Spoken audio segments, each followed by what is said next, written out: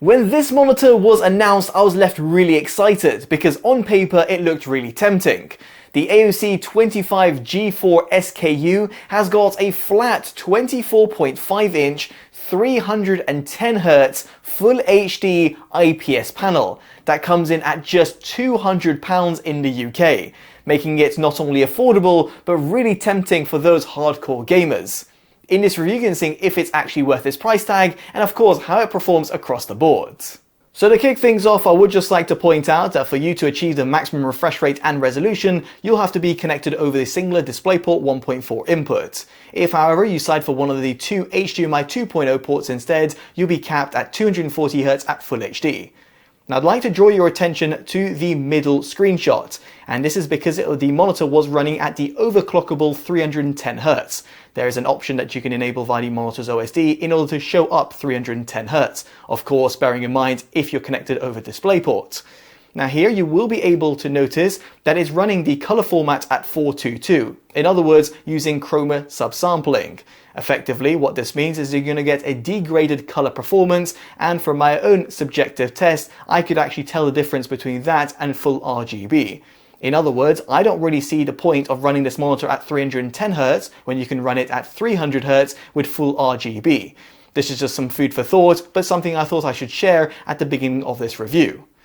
Now, with that in mind, and with the monitor connected over DisplayPort to my desktop computer, I went ahead and did my tests. Now, first off, when it comes to input lag, I was actually left really jaw-dropped. No issues whatsoever when it came to my subjective testing in a game such as Counter-Strike 2. My mouse inputs were instantaneous and I didn't feel any sort of lag from the monitor, which is what you'd come to expect. Now it's worth highlighting over here that this is with the low input lag mode enabled via the monitor's OSD. I'm not really sure why you'd ever want to disable it, but I would like to mention over here that if you do enable the likes of adaptive sync technologies, in other words AMD FreeSync or NVIDIA G-Sync, the option will actually be grayed out. Again, subjectively, didn't feel like the input lag was severely affected, but again, just something I thought I should mention and to be very much transparent with you guys.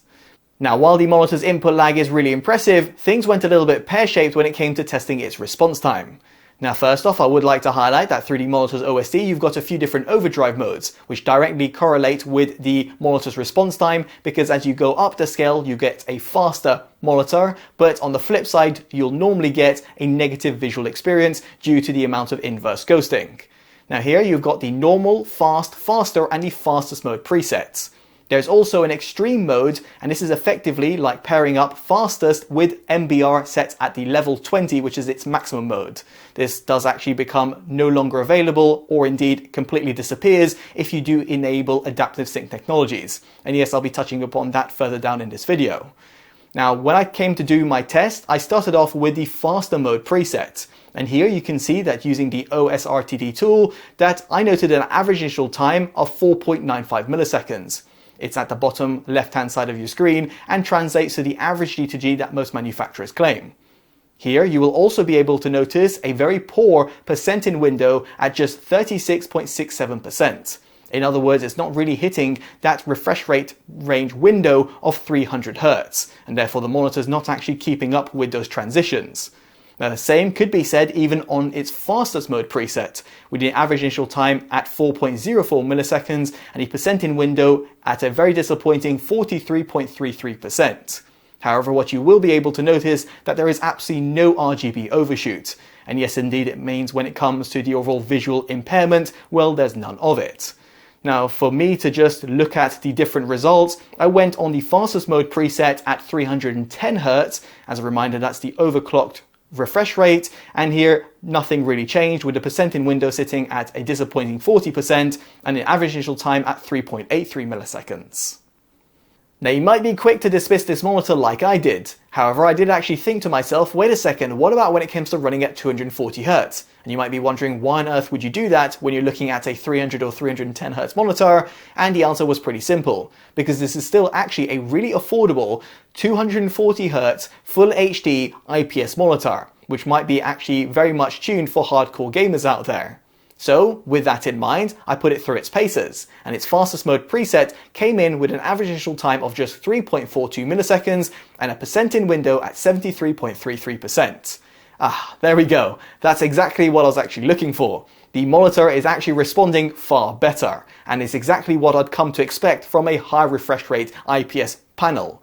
Effectively, what I'm trying to say over here is that if you're looking at this monitor, then you might want to run it at 240Hz, despite it being the lower refresh rate that is advertised by the manufacturer. Now, I'm not trying to defend AOC over here, but rather put things into perspective. There are not that many 240Hz or above IPS monitors, and especially not ones that I actually actively recommend.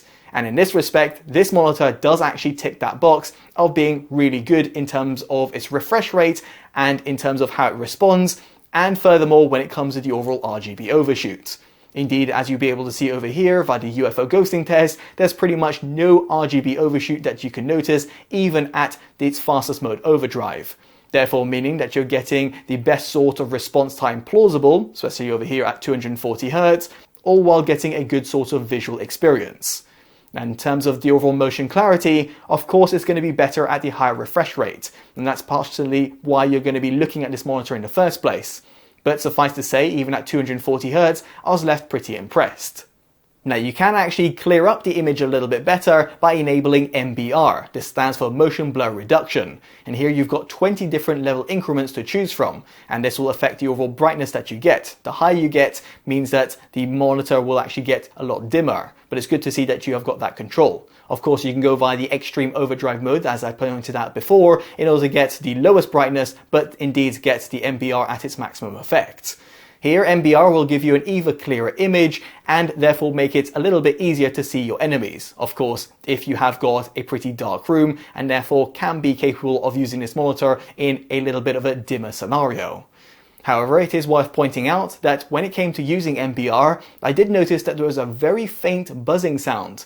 This is likely due to electronics, and this didn't really throw me off while using this monitor, but in a completely silent room and with no sort of music or any sort of gameplay actually being played through my speakers or headphones, then I could notice a little bit of a buzzing sound.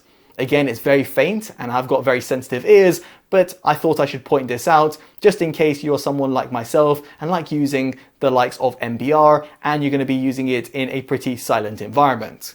If you're going to be gaming with headphones on, such as playing a game such as Counter-Strike 2 or Valorant, then it's going to be a non-issue.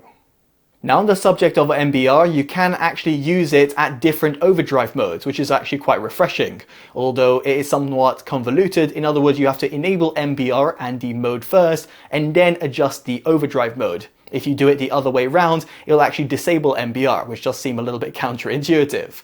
Now, MBR can also be used simultaneously with adaptive sync technologies, thanks to a feature called MBR Sync. This will effectively lock the brightness in and doesn't give you the level of increments, but it's nice to see that adaptive sync technologies can be used simultaneously with MBR, therefore making it quite handy for those people that will utilize such a feature in such a scenario. Now this does actually bring me on to adaptive sync technologies, and here its VRR range sits from 48 up to 310 Hz, of course bearing in mind what I did mention before, and of course if you're connected over DisplayPort.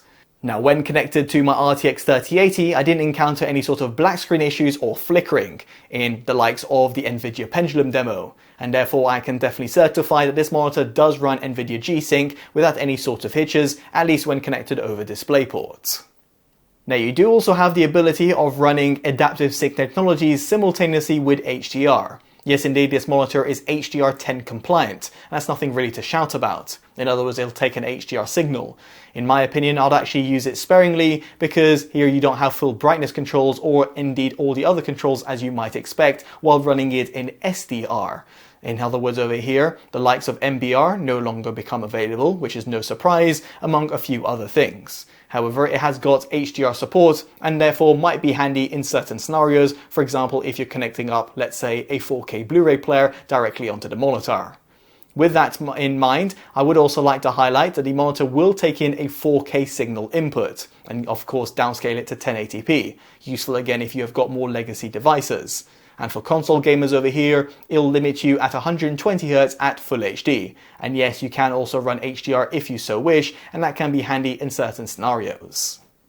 So with the gaming section out of the way, let's talk about image quality. And here you've got a flat 24.5-inch matte-coated IPS panel. It's great to see that via the monitor's OSD you've got a dedicated sRGB mode with full brightness controls. Now, using my calibrators, I was able to notice a gamma coverage of 97.5% and a gamma volume of 100.7%. Below you can see how it compares to the standard. The average LTE sits at 1.28 and a maximum of 3.78. Sure enough, it could be a little bit better tuned, but here I suspect a lot of people will be able to use this for some image editing work or video grading. As for its tested contrast ratio, it's sat at 1246 to 1, with a measured white point coming in at 6131 Kelvin at 100%.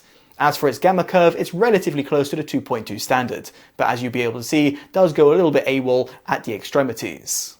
Now, if you're not a photo or video editor, then you might want to run this monitor at its panel native preset, and more specifically with the color temp set to warm. This will give you an extra bit of pop from your image, and this is because it unlocks the wider color gamut of this monitor. Now, its panel does also get very bright at a tested 400 nits in both SDR and HDR. In other words, you'll have no sort of problems while running this in a bright sunlit room. However, the same couldn't be said when it comes to running this in a completely pitch black environment, because its minimum brightness is actually pretty bright at 116 nits. Now, you can counteract this by enabling MBR, and here it does go all the way to 89 nits. It still would have been great to see better sort of range, in other words, the monitor getting even dimmer for those people that want to use it in a completely pitch black environment.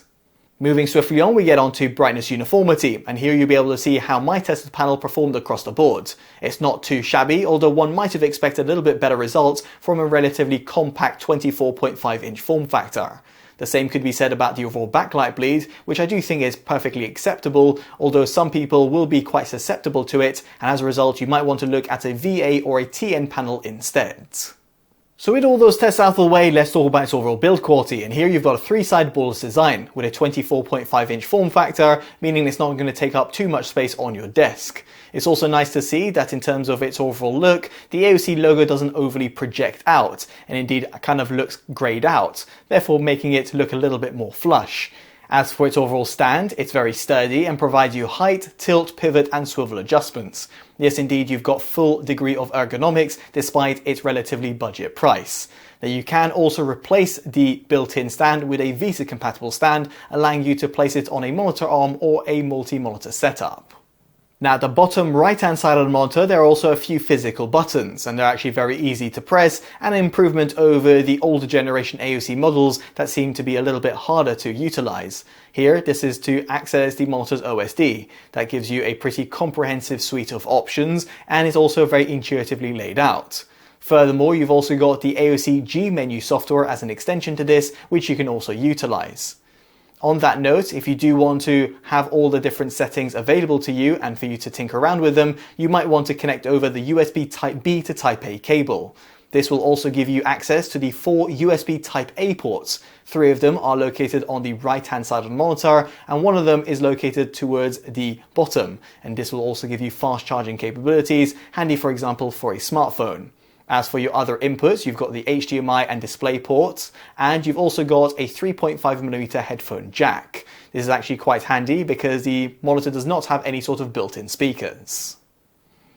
So with all that in mind, it brings me on to my verdict of the AOC 25G4SXU. And I was kind of prepared to be really disappointed and angry in this video because I've actually come across some other high refresh rate, in other words over 240Hz IPS monitors that really didn't perform across the board, such as one that I reviewed from Alienware left me really shocked to say the least. And a kind of same sort of comments could be said about this monitor. However, unlike that Alienware and some other really high refresh rate IPS monitors out there, this one is actually really affordable. It comes in at just £200 to £250 in the UK, depending on where and when you find it. And as a result of that, if you were to run it at 240Hz, then it suddenly becomes a really tempting proposition because you've got that 24.5-inch form factor, the IPS monitor which will give you far better contrast in comparison to a TN panel, it's got good response times and also a fantastic input lag, it's got support for HDR and it's got that G-Sync compatibility and will run with adaptive sync technologies as well, and you've also got great sort of ergonomics, a nice stand and an OSD, and therefore makes it a pretty good package to look at. Now, I can't quite recommend it and give it any sort of value award or a performance or a best buy award because I just feel it's kind of wrong to do so when the monitor is not actually properly hitting its maximum refresh rate. But I do think this is one that you might want to consider, at least if you can run it at 240 Hz and if you're just going to be considering some of the limitations that I've highlighted throughout this review. Now, I'd be curious to know what you make of this monitor down in the comment section below, and if you feel high refresh rate IPS monitors are dead or indeed sell alive. Now, if you have enjoyed this detailed independent review, definitely do consider dropping a like, subscribing, and hitting that bell notification, all of which would be greatly appreciated. As such, I've been Totally Dubbed, and I'll hopefully see you next one. Take care of yourselves, and goodbye.